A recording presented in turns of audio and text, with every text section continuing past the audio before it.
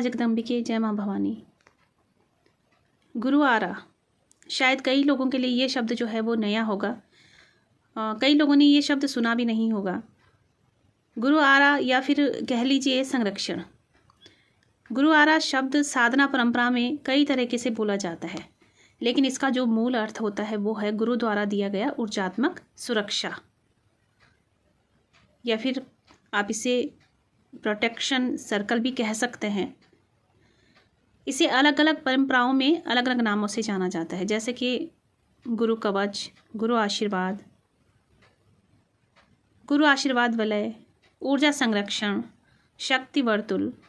गुरु आरा संरक्षण किसे कहा जाता है? गुरु आरा संरक्षण जो है ये 3 स्टेप में हम प्राप्त कर सकते हैं। अब हम समझते हैं कि गुरु आरा संरक्षण जो है वो किसे कहा जाता है, क्या है ये गुरु आरा। गुरु आरा है ऊर्जात्मक सुरक्षा, यानी कि गुरु अपने शक्ति सिद्ध क्षेत्र से साधक को चारों ओर से सुरक्षा प्रदान करता है। एक अदृश्य सुरक्षा कवच स्थापित करता है, जिससे कि साधक को नकारात्मक ऊर्जा से बचाव होता है। साधना में अचानक आने वाले व्यवधानों से उसकी रक्षा होती है। भय, भ्रम, मानसिक हमले, इन सब चीज़ों से उसकी सुरक्षा होती है। अपशगुन, बाधा, नज़रबंद, तंत्र आक्रमण से वो बचा रहता है। साधना उसकी सुरक्षित रहती है, संरक्षित रहती है। गुरु ये सुनिश्चित करते हैं कि साधना के दौरान साधक किसी गलत दिशा में न जाए, कुंडलिनी गलत मार्ग पर न जाए, यानी उसकी ऊर्जा जो है वो गलत मार्ग पर न जाए।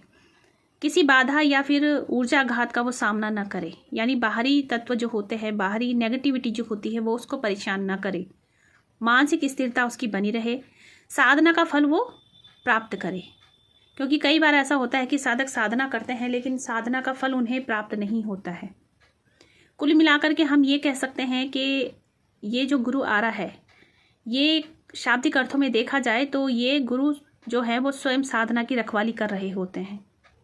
अनुभवी जो गुरु होते हैं वो अपने आशीर्वाद पर साधक पर ऐसा कवच बनाते हैं कि जिससे कर्मों का भार जो है वो साधक या फिर शिष्य पर अचानक से नहीं बढ़ता है। क्योंकि यदि जब कर्मों का भार उसके ऊपर नहीं बढ़ेगा तो अपनी साधना को अच्छी तरीके से कर पाएगा, वो सध सकेगा। अब हम जानते हैं कि गुरु आरा जो है वो कैसे प्राप्त करें। जिनके गुरु नहीं है वो कैसे प्राप्त करें? जिनके तो गुरु हैं उनको तो दीक्षा के समय गुरु आरा प्राप्त हो जाता है, या फिर जब विशेष साधनाएं गुरु करवाते हैं तो उस समय भी गुरु आरा उनको प्राप्त हो जाता है।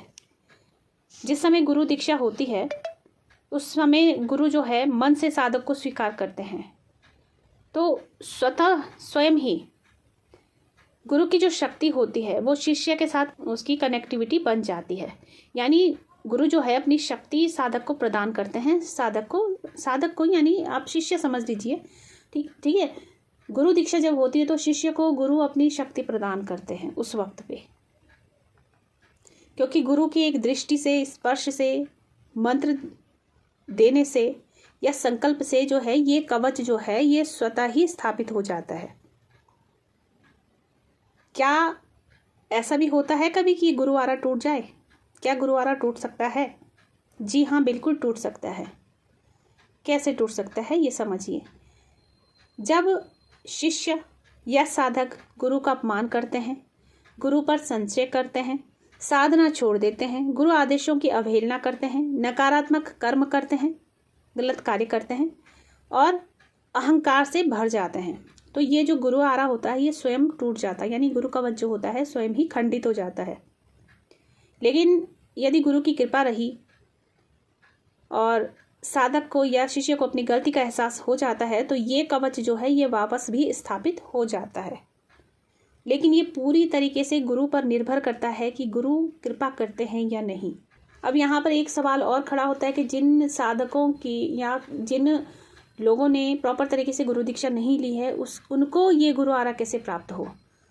तो उसके लिए एक सरल सा तरीका है। वैसे तो गुरु आरा प्राप्त करने के कई तरीके हैं जो मैं धीरे धीरे आप लोगों के साथ शेयर करूंगी, लेकिन मैं एक पहला तरीका आप लोगों को बता देती हूँ।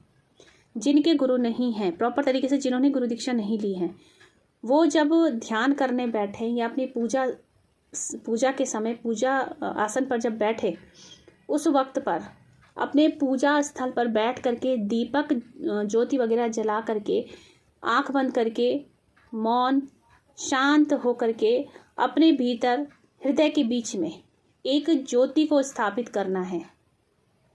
हृदय के बीच में एक ज्योति को स्थापित करना है, ज्योति के दर्शन करने हैं। जो हृदय रूपी पूजा स्थल जो है ना, वहाँ पर आपकी ज्योत दिखनी चाहिए आपको। और जब वो ज्योत आपको दिखनी शुरू हो जाए तो उस ज्योत में आप जिनकी दी हुई आप साधना कर रहे हैं, या फिर जिन्हें आप मन से गुरु मानते हैं, या फिर आपके कोई इष्ट हैं जिनको गुरु मान करके आप अपनी पूजा साधना वगैरह करते हैं, उनकी छवि आपको उस ज्योति में देखने का प्रयास करना है। जब आपको ज्योति में छवि दिखनी शुरू हो जाती है तो समझ जाइए कि आपका जो कवच है, गुरु आरा जो है, वो बनना शुरू हो रहा है। यही क्रम आपको कुछ दिन तक जारी रखना होता है लगातार।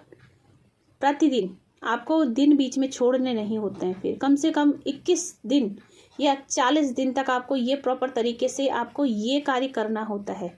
गुरु आरा जो है आपका पहले दिन से ही बनना शुरू हो जाता है, लेकिन यदि आप इस कार्य को बीच में छोड़ देते हैं तो वहाँ पर गुरु कवच जो है वो टूट जाता है। फिर तो आपको फिर नई सिरे से शुरुआत करनी होती है फिर इसकी। तो इस चीज़ का ध्यान रखना बहुत ज़रूरी होता है। इसके कई विधि और भी हैं जो मैं आप लोगों को आगे की वीडियो में बताऊंगी। आज की वीडियो के लिए इतना ही।